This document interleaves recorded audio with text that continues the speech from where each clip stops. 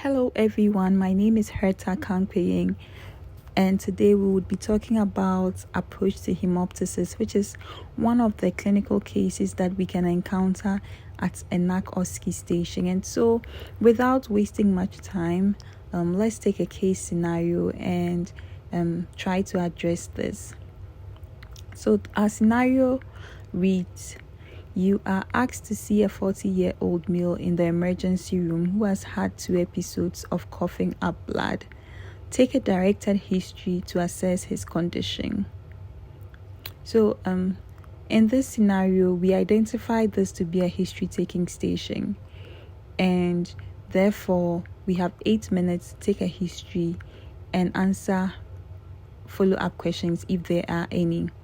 And so one of the first things we want to know is to determine if our patient is stable enough to take a history, or do we have to perform any resuscitation before we take a detailed history.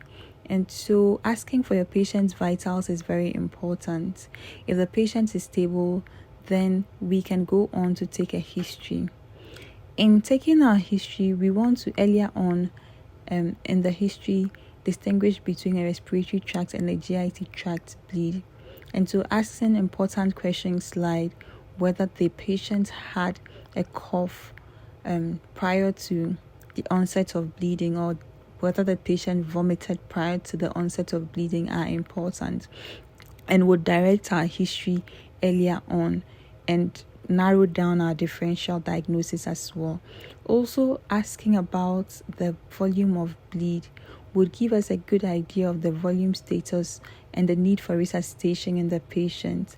And so asking questions such as whether the patient sees streaks of blood, or whether the patient estimates the volume of bleeding to be up to a tablespoon or can of soda, would help us to distinguish between moderate, severe bleeding.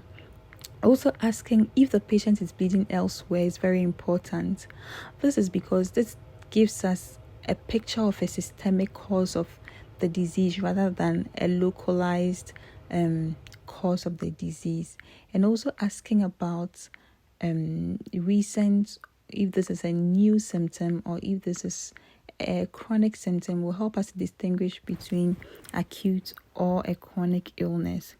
It is also important to distinguish infections from other possible causes of hemoptysis by asking for constitutional symptoms. So is there any fever, any weight loss, any sputum production? If there is any sputum production, what is the volume of the sputum production? Is there any chest pain? Is there any difficulty bleeding?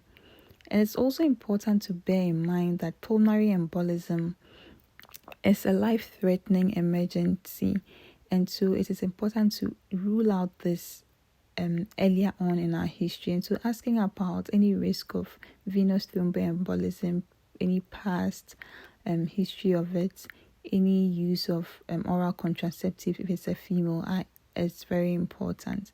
Malignancy is also a common cause of hemoptysis, and asking patients about risk factors such as smoking, any personal history of cancer, or occupational history that may predispose them to malignancy is important. Asking about travel history would help to rule out chronic causes of hemoptysis, one of which is TB, and the possible exposures to contacts that may be a source of the infection. We also want to find out if the patient is on any anticoagulant.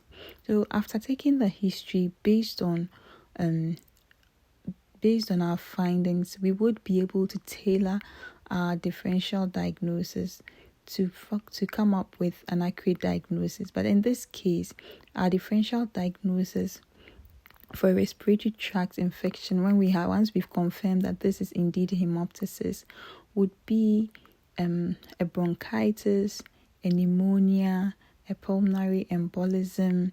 It could also be lung malignancy, bronchiectasis. And then we can then tailor down based on our clinical history and physical examination to an accurate diagnosis. Thank you so much. I hope that this has been helpful, and I wish you all the best in your exam.